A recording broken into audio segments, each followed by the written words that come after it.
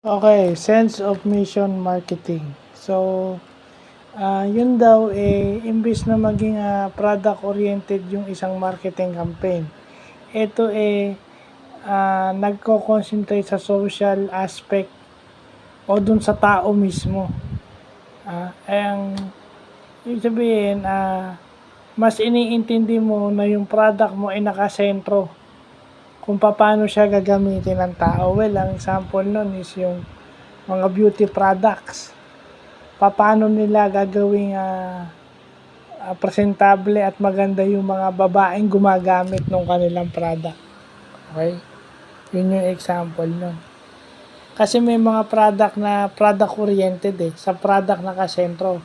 Pero itong sense of mission marketing, it's a mission. Ano yung gusto nilang mangyari sa tao?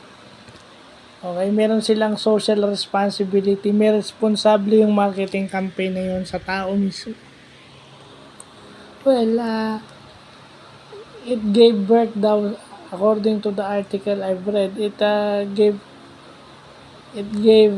birth to activist marketers or activist na entrepreneur. Dahil sila advocate nitong sense of mission marketing. So, yun yung magandang bagay na natututunan natin ngayong araw. So, yun lang po.